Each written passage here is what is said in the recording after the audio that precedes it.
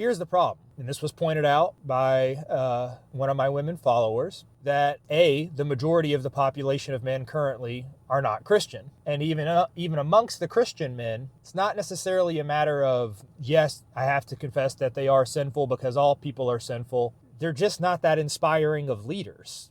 And she is not wrong in saying that. And that's our subject for today's happy hour. The modern generation of men. I went hard on the women several times in the last couple of weeks, okay? They got their lashing. They got their spanking, okay? So, men, it's your turn. Beholden to Truth. Christ culture. White identity. And fitness lifestyle. Red pilling the masses. On the front lines. Against the synagogue of Satan.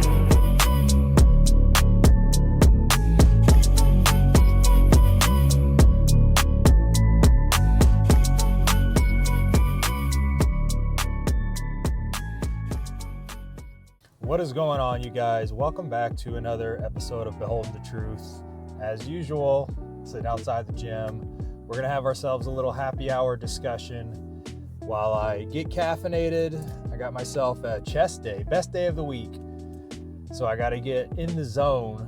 But before I can get fully in the zone and shift into that mindset, I got to get some of these thoughts and feelings off my chest. And that's what you guys are for. So I got this beautiful view in front of me. It's too much work to spin around the camera because there's a mic attached to it and stuff, but I'm looking out onto this lake. It's a nice sunny day. So we're gonna have a good time. I got something on my mind that I want to talk through, some feedback that I got on our recent video called Are Women Sexual Objects? I anticipated that wouldn't go over well, for being honest, but it went over better than I thought it would. And we got feedback of both types that, yeah, you're right. You know, there's some problems here. There's some contradictions, some cognitive dissonance. And then there's also some considerations that were not within the scope of that conversation, but are valid feedback. And that's what I want to talk about in this session. So let me take a big swig of this because I have a feeling once I start talking, I kind of forget that I have a drink. And so I got to get this caffeine in me real quick.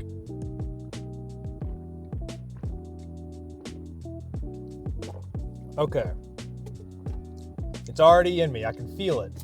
This pre-workout actually has beta-alanine in it, which for you guys who are knowledgeable of pre-workout supplements and that kind of thing, that's the ingredient that makes your face start to tingle, like it's like melting off. It's the good stuff. So, as mentioned earlier this week, I dropped about a 30-minute vlog called Are Women Sexual Objects? And we talked about how that term, sexual objects, has become a tool of political correctness to basically deny the reality of men's biologically driven, designed by God behavior, to make men feel guilty about seeing women as sexual pursuits, seeing women as what are responsible for alleviating our sexual needs. Like, these are just the facts of life. It's the birds and bees. The same is true for men being women's sexual objects. So we talked through all that. Sensitive conversation, I know. And some of the feedback in the comments and DMs was, as I said, spot on analysis. I don't like the way they're weaponizing language, all that stuff. But some of the feedback from some of the female followers that we have. I mentioned before, like maybe 15% of my following are females, which doesn't sound like a lot, but on a platform of this size, that actually is several thousand women. And because this is obviously a conservative platform, you would presume that they lean more toward traditional beliefs about the gender roles and whatnot.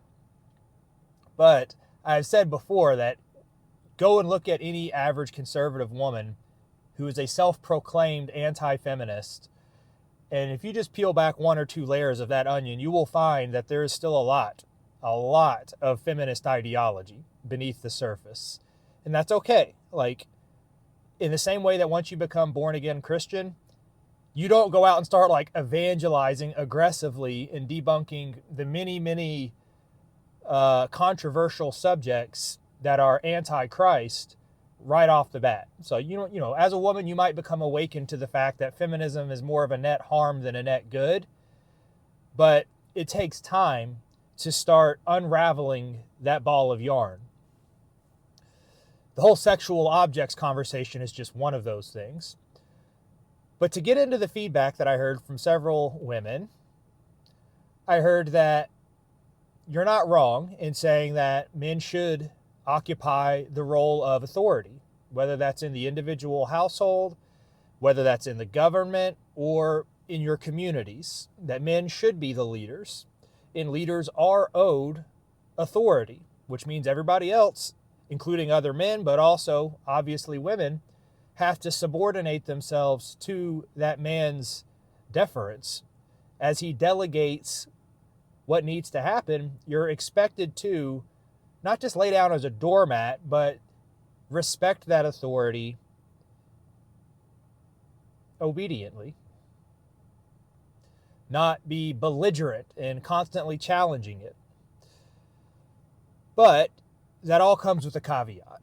When we're talking about a Christian society, which is what I am aiming at, obviously, and that was reiterated many times in that video, that I'm speaking about, even in the context of sexual objects, that even in a Christian's life, a Christian household, yes, the woman is still the sexual object of the man and vice versa. They're the object of their attention from a sexual perspective. But the women's feedback often sounds a lot like, well, women don't owe and shouldn't be expected to be submissive to men who are not using their authority in a righteous way. And that's fair. That's fine. I agree with that. I don't think women should go and submit themselves to the leadership of satanic men, pagan men. If a man tells you to strip naked and get on camera just because I said so, because I'm a man and you have to obey me, that's not what I'm preaching. That hopefully, that's kind of common sense. I thought people knew that. But I'm not saying when you have a tyrannical government who has abandoned the faith and says you have to get a vaccine, you have to allow your child transgender surgeries, just because those commands are coming from men doesn't mean you as a Christian woman have to obey them. That's obvious. We're trying to have a high IQ conversation here, so I didn't think I had to add these asterisks and say, well, I'm talking about a Christian society. I'm talking about operating under the assumption that the men in leadership are at least doing their best to please God. Nobody's going to do that perfectly because we're all infected to the day we die with sin, whether that's lust or pride or greed or envy or wrath. We're all going to stumble with those things, including the men in leadership. So there can't be an expectation that unless the man in leadership is flawless and doesn't demonstrate any sin whatsoever, I don't have to obey his authority. Okay, that's ridiculous too. Because as I just explained, and as the Bible very, very clearly states, there's not one righteous man on earth. So if you're a woman saying well, I don't have to submit to any man who is obviously sinful, it's okay, all people are sinful. So with that explained as well, let's talk about, though, men who are Christian, who should be assuming the role of authority and delegating how society structures itself, how the political institution creates laws and guardrails for us all to protect ourselves. Here's the problem, and this was pointed out by one of my women followers, that the majority of the population of men currently are not Christian. And even amongst the Christian men, it's not necessarily a matter of, yes, I have to confess that they are sinful because all people are sinful. They're just not that inspiring of leaders. And she is not wrong in saying that. And that's our subject for today's happy hour. The modern generation of men. I went hard on the women several times in the last couple of weeks, okay? They got their lashing. They got their spanking, okay? So, men, it's your turn.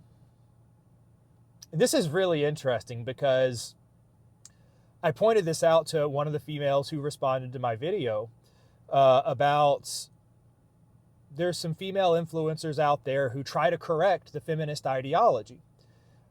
All of this, no man can tell me what to do. I don't have to submit to anybody. My body, my choice, all that other crap. No woman should be seen as a sexual object. People like Jedediah, I forget her last name, and people like Pearl, and there's a handful of other anti-feminist women out there. Candace Owens would be one. They try to talk to their female audience and say, listen up. You are expected to submit to male leadership, especially in a relationship, a personal relationship. And what you see is a very stark difference between how the genders receive feedback from their cohort, from their own cohort. When women criticize other women's behavior, it's not typically received well. It's very catty. It's very, how does she think she knows better than me? She knows better than the people in my life. She thinks she knows my background. When men criticize each other, we don't really have that same infighting. Like, this is why people like Joe Rogan, Jordan Peterson, Jocko Willink, I think is his last name, all these really popular male podcast hosts with huge young male followings, people like Andrew Tate. Do you think young men watch those podcasts but that are pretty much exclusively talking to other men saying, you're all pieces of shit, objectively speaking. You're low achieving, you're physically unhealthy, you're uneducated. I look at your life and I'm not inspired by any of it. And so why are you confused that when women look at your life, they're not really wanting to submit to your leadership or your authority? And the thing is, when men hear that harsh feedback of being called out, being pointed at and saying, you're fat, you're stupid, you literally don't know history, you don't know scripture, you don't know how the economy works. When men hear that, they don't go, he doesn't know my background and that I had a hard childhood and that we didn't have much money, and he doesn't know that I was in a bad abusive relationship and I had a hard relationship with my mom. And it's like, men don't do that. Men go like, fuck, man, you're right, man. I got to do better. Like, I got to get into the gym. I got to start getting more intelligent about all these subjects so that I can actually become a decent husband one day, be a good father, maybe change the society around me. I got a lot to do. This was me. Like, I was a very low achieving, zero ambition, physically unhealthy, spiritually clueless 20-something-year-old male until my late 20s. I started exercising at 27 years old. I wasn't Christian until 33 years old. I wasn't particularly professionally successful until my early 30s. I had no idea about politics until I was 33, 34 years old. But when men pointed that out in my life, I said, you're not wrong. Like, yeah, I have misused my time. I have trusted the wrong mentors. I put too much stock in mainstream opinion. I have to go and do some hard work now. I have to start changing the way I see the world. I have to look at some of these other more intelligent people who have actually done those things. People who are physically healthy. People who are very educated. People who are professionally successful. People who can quote biblical scripture and provide an exegesis of the text. I need to look at them as role models because they're clearly more knowledgeable than me. I don't look at them and say, like, how dare he criticize me? And so this is a difference between the genders. Men give each other shit about their unimpressive attributes all the time.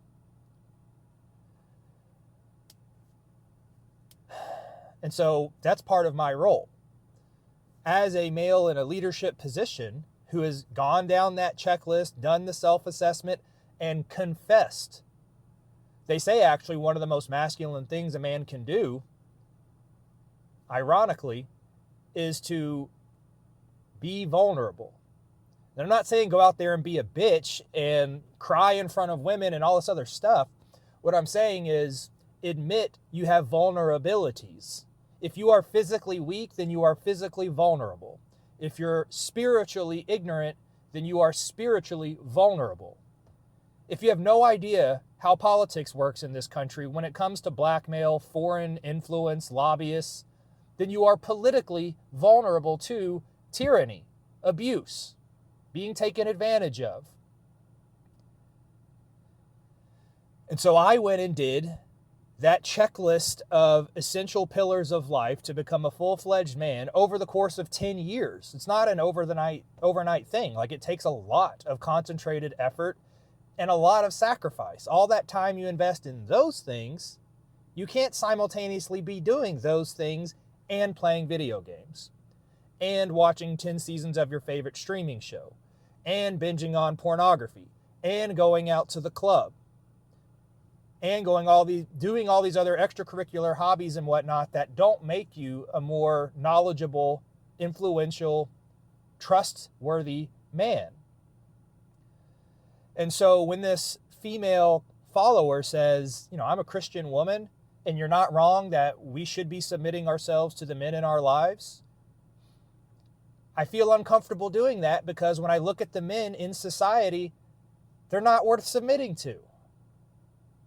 And I have to agree with her because I go into this gym, which is a place of physical fitness, and I'm not seeing a lot of people who are even in average shape. I'm seeing a majority of people who are out of physical shape. It's admirable that they're on the path to becoming healthier. They're here, they're putting in the work. I'm just saying where we are now. And this is at the location, ground zero of people trying to get better. When you leave the gym and you go out to any part of your community, whether it's your church, a restaurant, a shopping mall, your neighborhood, just walking around, the majority of people are physically unhealthy, which is not inspiring. It doesn't bode confidence when a woman looks at you and sees that you don't even have the discipline to not poison yourself, to not allow your muscular capabilities to atrophy to the point where you couldn't defend her if she was in danger. You couldn't defend your children. Do you even know how to use a firearm? Do you even own a firearm? And you think a woman is going to entrust you with the safety of the rest of her life? When you're still thinking that this political situation that we're in is a matter of voting for Republicans rather than Democrats, and that's what's going to fix our country. If you're talking about a woman who actually knows what's going on, which is admittedly rare, but still, if that's your worldview, that, we're going to vote for Republicans and that's how we're going to fix our country, that's how we're going to save the demographic, that's how we're going to get back to Christianity, that's how we're going to resolve the gynocracy, a woman's going to look at you like you're literally retarded, because you are. Your developmental mental capacities have been, by definition, retarded, as in interrupted, not progressing. You have not reached where you need to be in order to be a positive influence. You don't have sufficient knowledge. You are retarded. I'm sorry. And the same is true, like all these Christian men want a Christian woman. Okay, well, how much time are you spending reading the Bible? How much time are you spending in fellowship with fellow Christians in your community? Are you watching sermons? Are you going to sermons in person? Are you researching the biblical archaeological history of the Bible to validate the veracity of the content of the Bible? How much do you know about the Crusades? Can you defend those? And you want a Christian woman, and you expect her to be subservient to your authority, but how are you an authority on the religion that you proclaim to be a part of when you're unfamiliar with the scripture? I mentioned in the vlog, the Are Women Sexual Objects vlog, that 80 million American men subscribe to OnlyFans.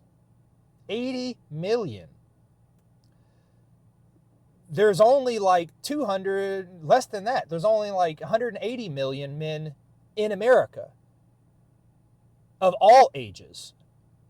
So, I mean, in order to subscribe to OnlyFans, you have to be 18 plus. So that's like half of the country's men, roughly, maybe even more, are engaged in purchasing prostitution. Yet you're expecting a Christian woman to believe that you're going to look at her as the singular sexual object of your life when you are psychologically addicted to prostitution. You're blowing your financial resources on prostitution. What's wrong with you guys? Like, I don't know how to fix this other than just being honest with you and calling it out for what it is. That when women say, okay, feminism, bad idea. Okay, we do need to be under the authority of men. And then they look at the men that they're supposed to be under the authority of, and they're addicts to pornography. They are physically unhealthy. They're spiritually clueless. They're politically clueless. They can't defend themselves, much less other people. And so, unfortunately, this puts the women in our society, the few who are actually aware of what's going on and righteous, in a difficult position of, you know what, fuck it. I'll just stay single. I'd rather be alone and perhaps never even have children and never even get married than have to submit myself to a man who has no idea what the fuck life is about and how to protect a family, how to protect a community, how to keep himself healthy. Can you blame women for that? I don't. So, that's an important perspective that I wanted to lay out for you guys because it's valid feedback. And I know my fellow men will hear these things and they won't turn off the stream halfway through it because they feel bad. It hurt their feelings for being called out. He called me fat. He said I was retarded. I don't want to listen to him anymore. He's too negative about men. I know you guys will hear this and be like, all right, I'm going to get my ass to the gym. I'm going to get my Bible out. I'm going to pay more attention when Josh talks about the Zionist-occupied government and how the illusion of democracy isn't real and that we're not going to be able to vote our way out of this. I'm going to try to write down some notes. So, that's my message for today. I'm looking out at this beautiful, beautiful lake. The wind's blowing over it, so there's like these little small waves. I guess I'll try to turn the camera on. I'll do it slowly so you can see what I'm talking about. Oh, hold on. Get a load of that. Pretty nice, huh? You would think that that would soothe me and calm me when it comes to all these subjects, but they're emotionally difficult things to talk about because I am disappointed. I'm disappointed in the men, and I'm equally disappointed in the women as well. But there's enough blame for everybody. It's not one or the other. Got to get myself in here. I got to be a man of my word. I got to finish this pre-workout.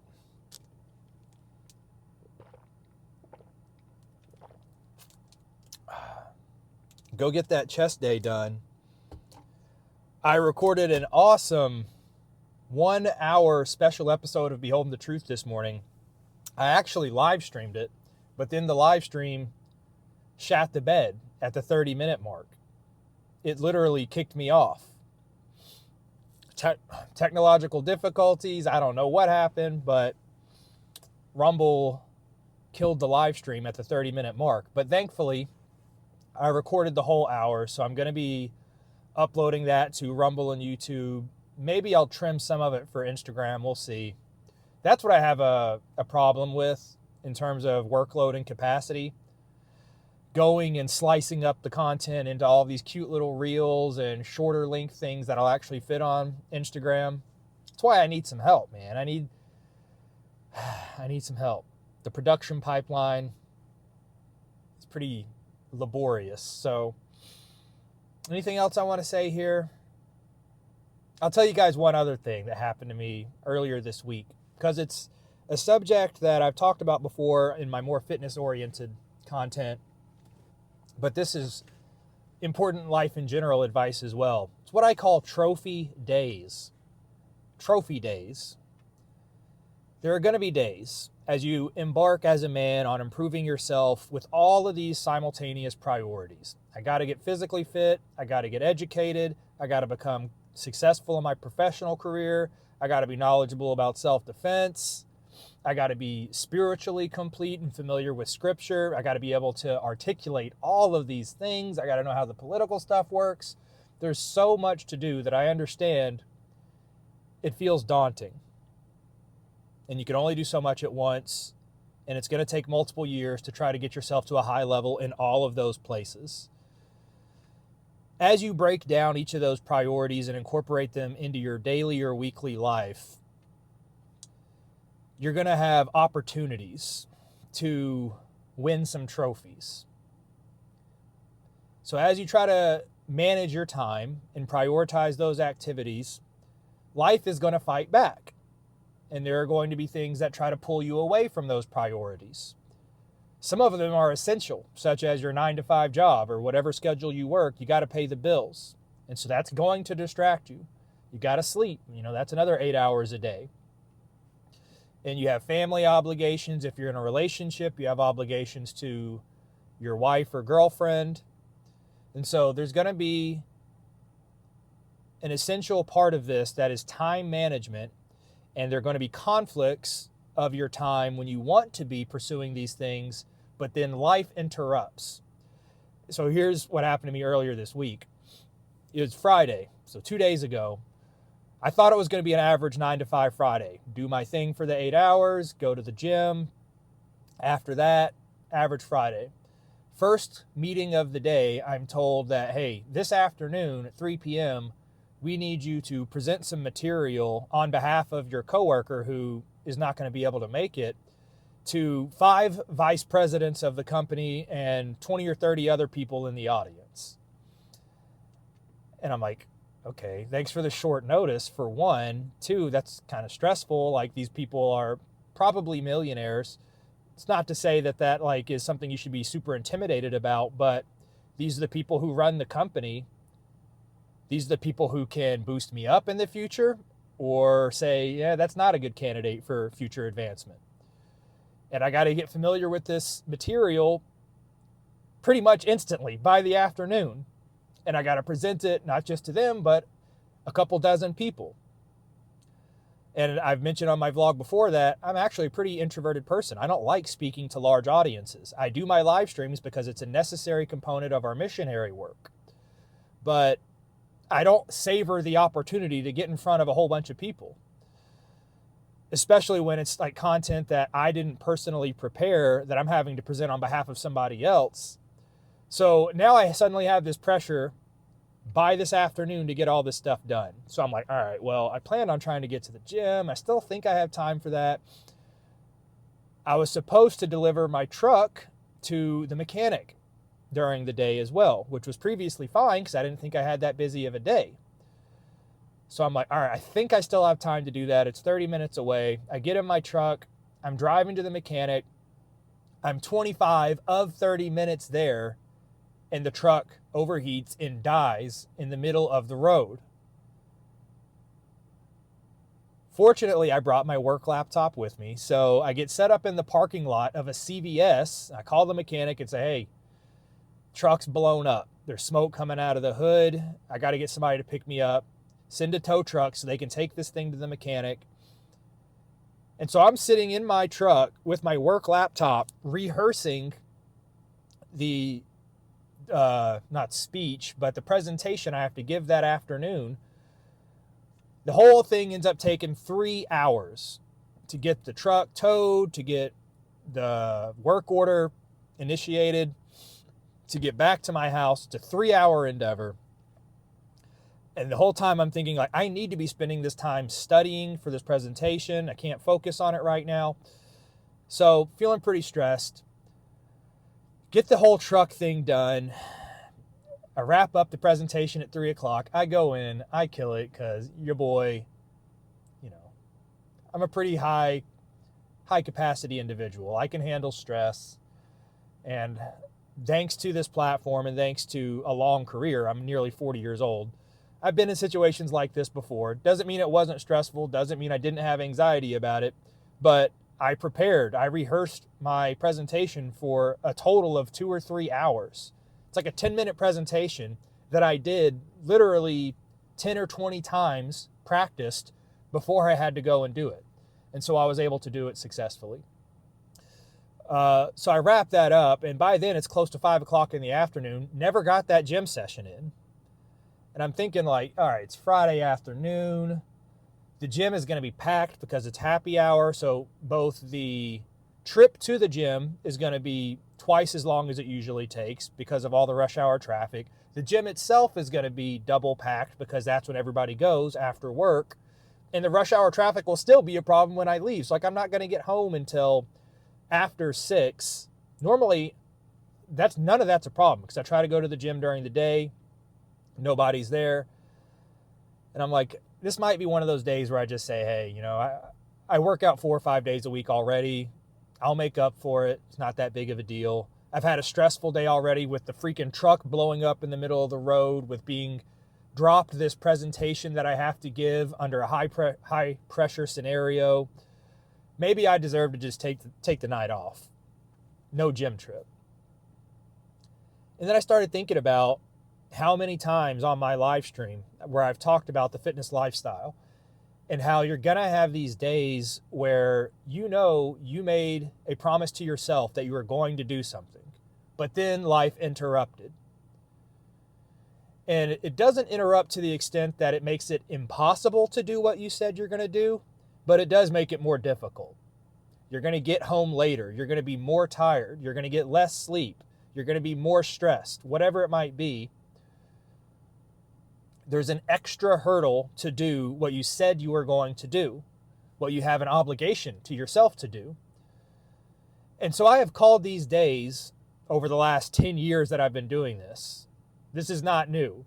Sudden work stress, relationship stress, family stress, financial stress, all of these matters of stress are going to interrupt you and try to prevent you from holding yourself accountable to completing the things you said you were going to do.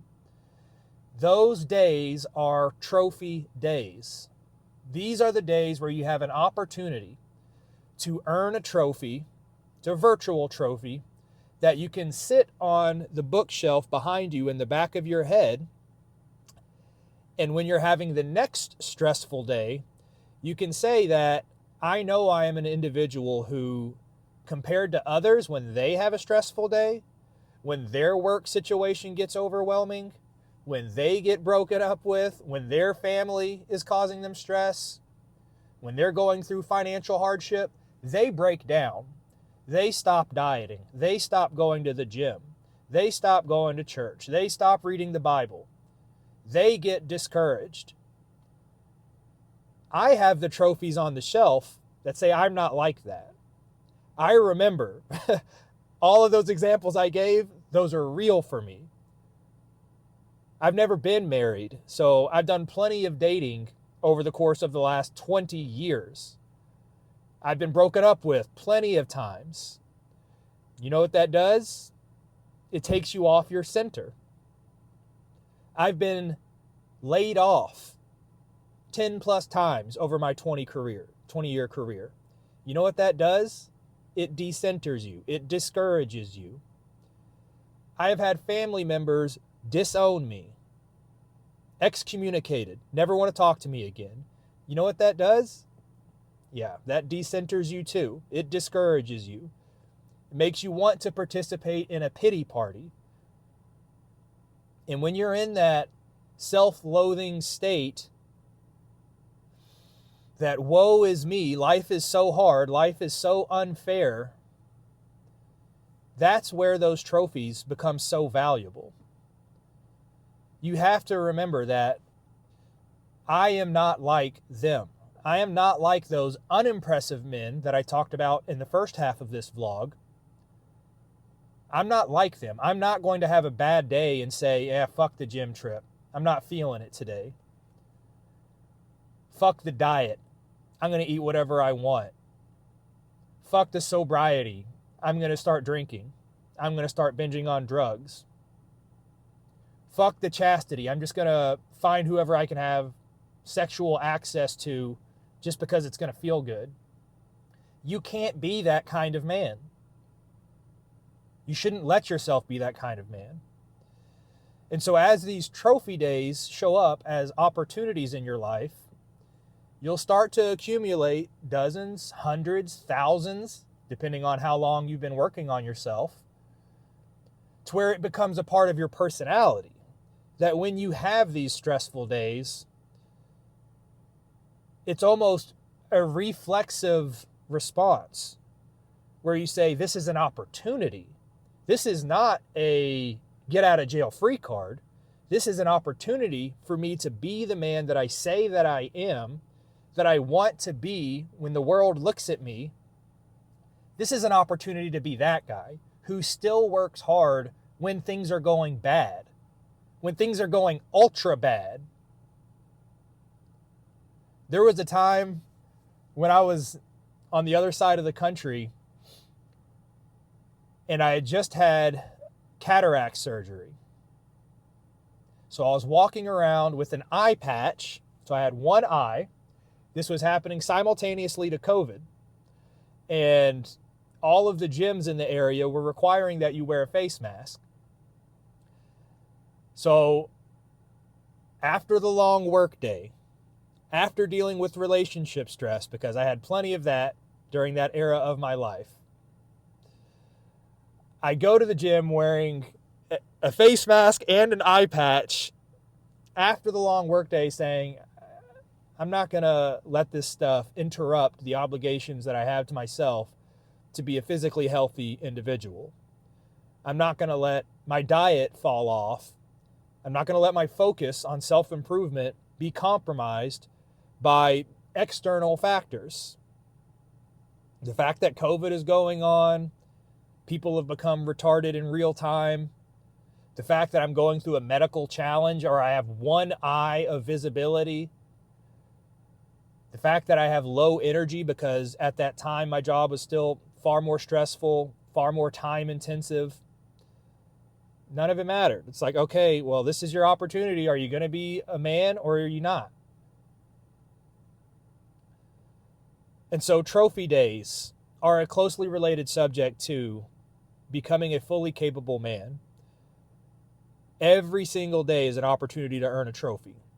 Now, some days are going to be more prestigious in what they present you to earn, like the Friday where unexpectedly my truck blows up and I'm on the middle of the highway and I have to go into a parking lot and I have to sit in my truck rehearsing a presentation for a work presentation that I didn't even know I was going to have to do that day.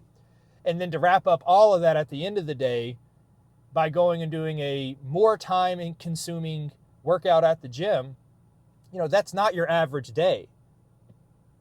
But you still nail it. You still earn the trophy.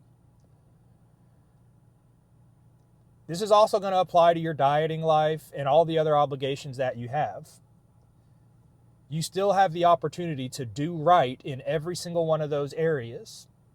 When the stress of relationships, family, career, finances, when those things hit you, You're going to have the opportunity to say, I'm stressed. I don't feel like cooking a home-cooked meal. What I really want is just something that tastes great and is delivered to my house. You guys know that happens all the time. All the time. In fact, a lot of you guys, that's just your ongoing lifestyle. You have interpreted the fact that you have a stressful life because you have to have a job as an excuse for low effort in all these various areas. Oh, I don't have time for the gym. I don't have time to cook. I don't have time to go to church. I don't have time to follow the political cycle. It's not true. It's not true in the least bit. You can do all these things simultaneously. It just takes a lot of time to build up the psychological and literal physical muscle to do it all. And so I talk about that in my book, Achieving Physical, Spiritual, and Mental Mastery. It's on my website.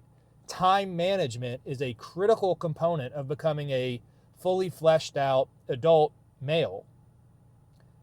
Time management is the most slept on skill probably that exists. Because there's so many different things you can do, but none of them are exclusive in terms of you got to ignore everything else and just do this. You have to maintain all of them. You can't have a very high achieving career without also becoming educated. You can't have a positive influence on your community without being politically aware. You can't have a wife who is subservient in a healthy capacity if she's not trusting that you can defend for her, provide for her, and protect her. So developing all of that stuff, it has to happen simultaneously. You're not going to be able to do incremental improvements on every single one every single day, but they have to be ongoing pillars of improvement perpetually. This isn't you work for a few years and then all right, you're good now. The further you want to progress in your career, you're going to have to continue to get educated. Just because you went and got a college degree, that's not the end of your education. And just because you finally got a good job, that's not the end of your career. You got to keep striving. Just because you finally lost the fat and you don't look like, a blob anymore, that's not the end of your fitness obligations. Just because you read the Bible once, that's not the end of your spiritual education. So it's an ongoing obligation. You have to strive in all of these ways. So hopefully that advice helps. I'm doing my part. Ladies, if you watch this whole thing, that's very impressive. But I told you that I'm going to call out the men. I'm going to say that you guys aren't doing much. Neither was I. I'll say that over and over again. Neither was I. I was not an impressive man for the majority of my life. Nobody would have looked at the individual components of my life, uneducated, low-earning career, not physically fit, spiritually unaware, politically unaware, still engaged in the secular lifestyle, live and let live. No one would have seen inspiration in any of that. So this isn't me saying I'm better than you because you haven't done those things. This is me saying I was you and I know how to get out of it, and I'm explaining it to you now because I want you to get out of it. And the women out there want you to get out of it. And then when they see you get out of it, they'll actually be more cooperative and obedient in forming a lifelong, lasting relationship. All right. That's enough for today. I didn't plan on going on for 42 minutes, but I wanted to share a little bit about the various ways to improve yourself, the trophy days, follow up on the feedback that we received from the women that hey, I actually am not objecting to being obedient and submissive, but it's got to be to the right guy. And I agree with them on that. So go and become the right guy. That's all you guys' mission. Till next time to finish this pre-workout, go in here, get my chest day on, get back home, upload the live stream from this morning, and then work on uploading this one to you guys. We got to keep that content production pipeline flowing. All right, talk to you guys later.